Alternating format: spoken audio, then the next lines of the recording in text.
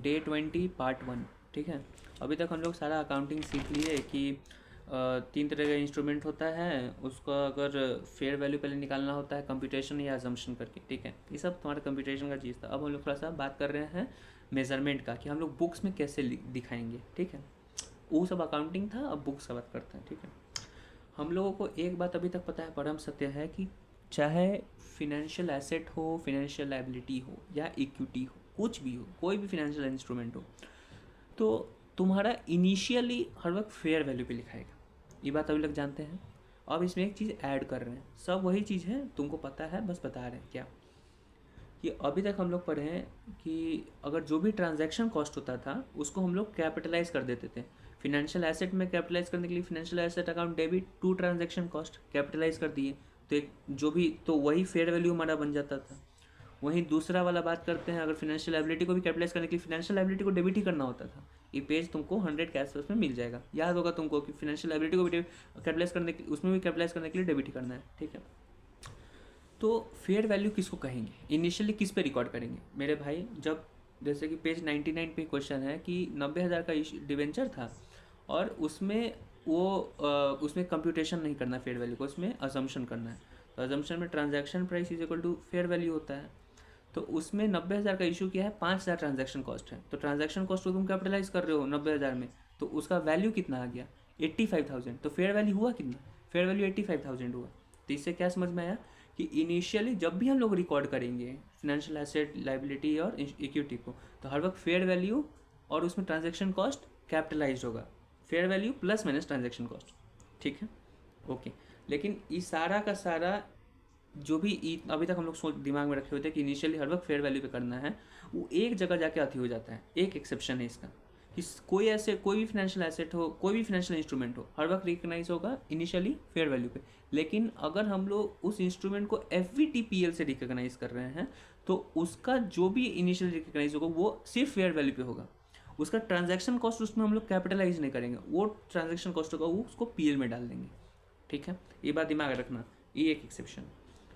अब हम लोग आगे चलते हैं, ई हो गया इनिशियली। अब हम लोग बात करते हैं इनिशियली रिकग्निशन। तुमको बता दी कि डे 1 ऐसे करना है। डे 1 तुमको fair value plus minus transaction cost दिखाना है। एक एक्सेप्शन FVTPL का किसी फेयर वैल्यू भी दिखाना है, उसमें प्लस माइनस ट्रांजैक्शन कॉस्ट नहीं करना है, ट्रांजैक्शन कॉस्ट सीधा PL में जाएगा।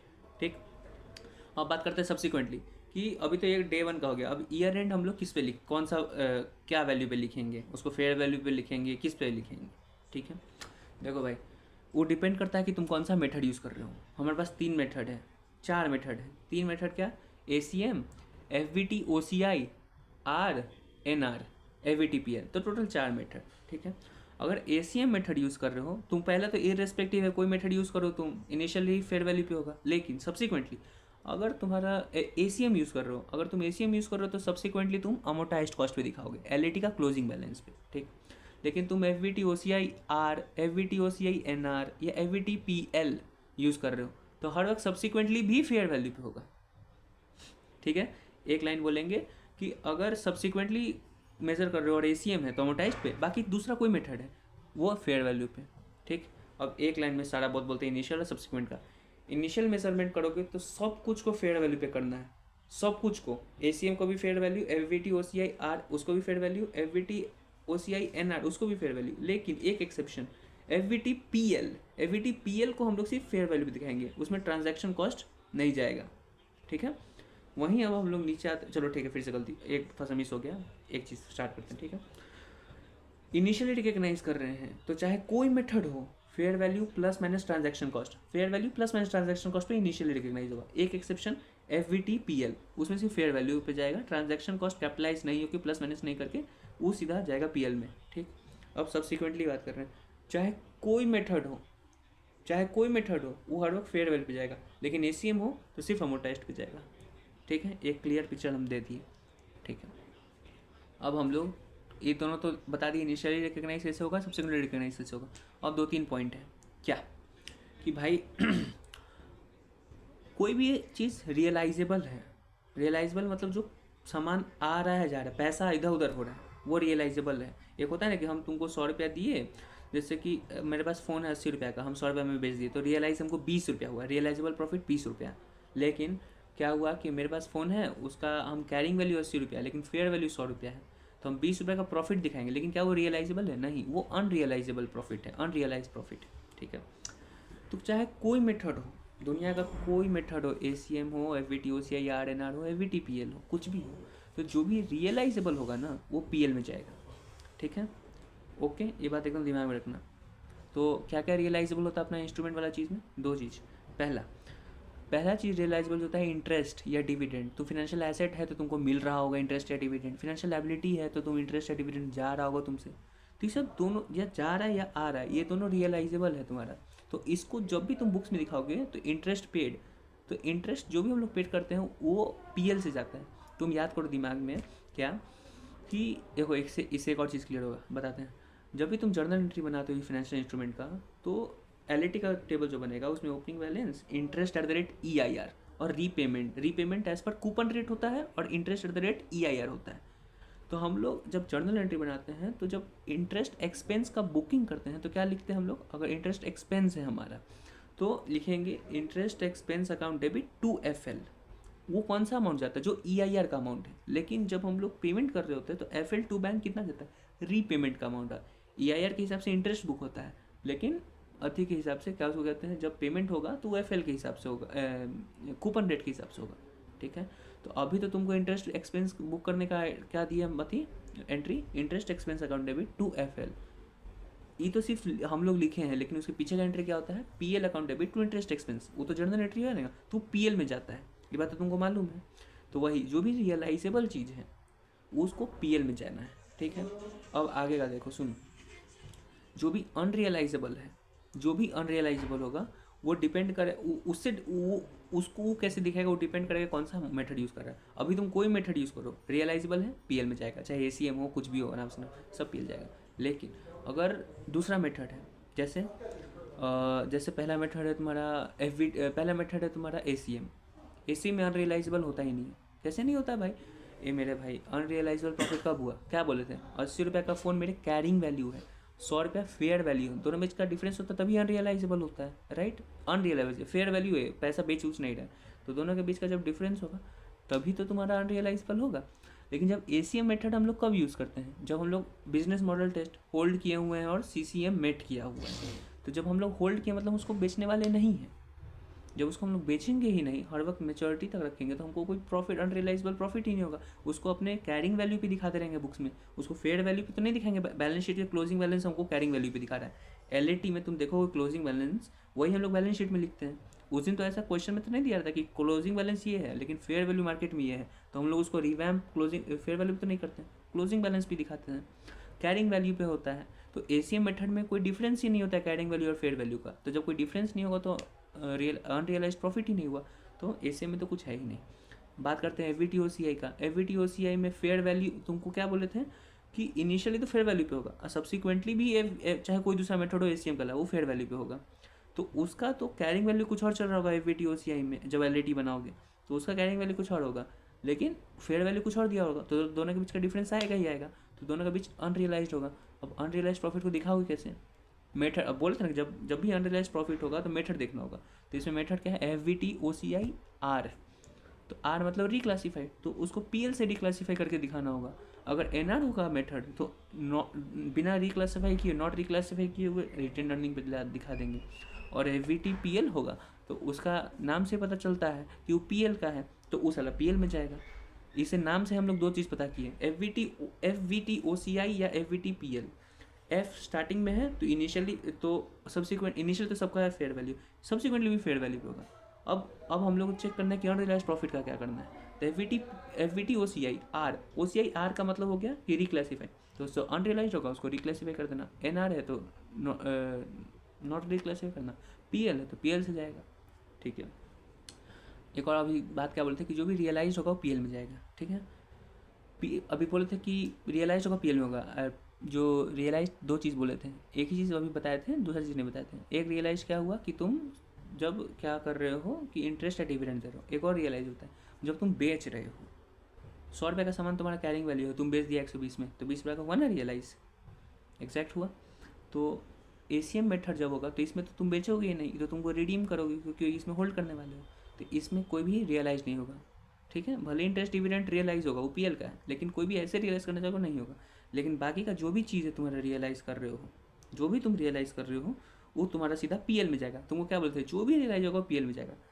तो इसमें भी देख लेना। अब तुम अपना ग्राफ जब देखोगे पेज नंबर 152 पे, तो समझा दे, देखो सबसे ऊपर पेंसिल से लिखे हुए रियलाइज अमाउंट ऑलवेज पीएल, जो भी रियलाइज होने वाला वो पीएल में जाएगा। इनिशियल मेजरमेंट हर वक्त बताया है कि सारा कोई मेथड हो उसका fair value plus minus transaction cost होगा, सिर्फ एक मेथड छोड़ के एवीटीपीएल, देखो रेड पेन से लिखा हुआ है। ट्रांजैक्शन कॉस्ट हर वक्त कैपिटलाइज हो रहा है, सिर्फ किस में नहीं होगा, एवीटीपीएल, देखो रेड से लिखा है। सब्सिक्वेंट मेजरमेंट सब में फेयर वैल्यू पे होगा, किसको छोड़ के, एसीएम, देखो अमोटाइज कॉस्ट पे लिखा हुआ है। इंटरेस्ट डिविडेंड रियलाइजेबल है तो हर वक्त पीएल पे जाएगा, देखो पीएल में दिया हुआ। और ईआईआर का तुमको बात बता ही दी है, देखो ऊपर लिखा हुआ है पेंसिल से कि रियलाइज जो भी होगा पीएल में जाएगा। अनरियलाइज्ड गेन, वही अनरियलाइज फेयर वैल्यू और ट्रांजैक्शन कॉस्ट का बीच का डिफरेंस, एसीएम में कभी आएगा ही नहीं। और बाकी का जो भी होने वाला है अनरियलाइज का जहाँ बात होता है मेथड का नाम देखो ओसीआईआर है तो आर से जाएगा, ऐसे करके जाएगा, ठीक है। अब रियलाइज्ड गेन ऑन सेल है, जब बिक रहा है एसेट तो उसमें भी रियलाइज होता है, वो भी पीएल में जाएगा, देखो सब पीएल में क्या हुआ है, एसीएम में नहीं जाएगा क्योंकि होल्ड किए हुए हैं। और उसके बाद प्रीवियसली अनरियलाइज प्रॉफिट है उसको भी पीएल से ही देख लेंगे हम लोग। रिक्लासीफाई करना वैसे तुम जानता ही है, वैसे करके ये जो फिनेंशियल एसेट का जो बात हुआ है उसमें एसीएम मेथड और सारा मेथड है, क्योंकि फिनेंशियल एसेट हर मेथड से होता है, लेकिन फिनेंशियल लायबिलिटी सिर्फ एक मेथड से होता है, वो है एसीएम। एक एक्सेप्शन मेथड है वीटीपीएल, तो सब सेम है, देख लेना। इक्विटी पे आते हैं। इक्विटी में हम एक ही बात बोले, इनिशियली हर वक्त कोई भी चीज़ हो फेयर वैल्यू पे हो, लेकिन इक्विटी फेयर वैल्यू पे थोड़े आता है, किस पे आता है, वो डिफरेंस होता है, उसको मान लो फेयर वैल्यू। स्टेप 3 का डिफरेंस इक्विटी बनता है सीएफआई का, तो उसको फेयर वैल्यू मान लेना कि वो उस पर रिकग्नाइज होगा।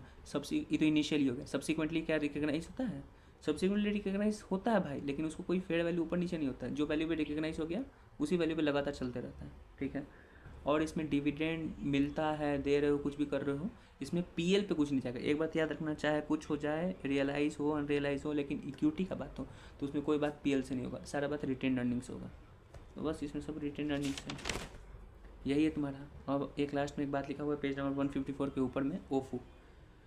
देख भाई, हम लोग जानते हैं कि अगर कोई भी चीज़, कोई भी इंस्ट्रूमेंट हम उसको क्लासीफाई कर रहे हैं एफएल, एफएल को क्लासीफाई करते हैं जब उसका इंटरेस्ट भी कैश में जा रहा है, प्रिंसिपल भी कैश में जा रहा है।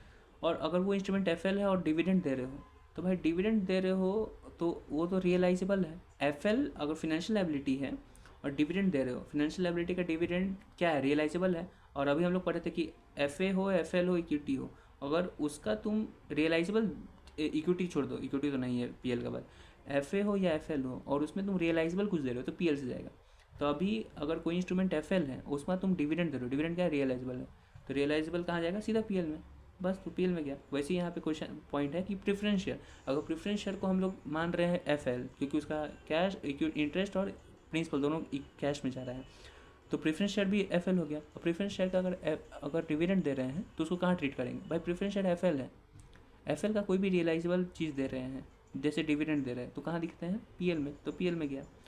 लेकिन अगर प्रेफरेंस शेयर को हम लोग इक्विटी मान रहे हैं, क्यों मान रहे हैं, क्योंकि हो सकता है कोई पॉइंट की वजह से उसको बस लिखने के लिए लिख दिया गया है, मान लेते हैं कि उसको इक्विटी मान लिया गया है, ठीक है। तो डिविडेंड कहाँ से जाएगा, अगर इक्विटी का कोई भी रियलाइजेबल है तो कहाँ जाएगा, पीएल में नहीं जाएगा, कहाँ जाएगा, रिटेन अर्निंग, रिटेन अर्निंग में जाएगा, देखो दिया हुआ है। और सीएफआई, अगर प्रेफरेंस शेयर को तो सीएफआई मान ही सकते हैं कि इंटरेस्ट कैश में और प्रिंसिपल इक्विटी में, तो भाई जब उसको हम लोग सीएफआई मान रहे हैं तो डिविडेंड जो भी हमारा कैश में जाएगा ना, इंटरेस्ट जो भी डिविडेंड हो तो कैश में जाएगा, प्रिंसिपल वाली इक्विटी में जाएगा, तो ई तो कैश में जा रहा है, तो ई क्या है, ई इसको तो एफएल मानते हैं हम लोग, इंटरेस्ट को हर वक्त एफएल माने हैं और उसको प्रिंसिपल को इक्विटी मानेंगे। तो इंटरेस्ट एफएल है तो एफएल का सामान जो भी जा रहा है रियलाइजेबल, तो एफएल का रियलाइजेबल किसको कहते हैं, पीएल में डालते हैं, बस हो गया। सब ठीक है, सब क्वेश्चन ट्राई कर लो। वैसे तुम ये वाला क्वेश्चन देखोगे, क्वेश्चन नंबर 10 पेज 33.84, इसमें अकाउंटेंट कुछ कुछ गलती किया है। क्या गलती किया है, 4,80,000 का प्रेफरेंस शेयर को दिखा दिया है इक्विटी।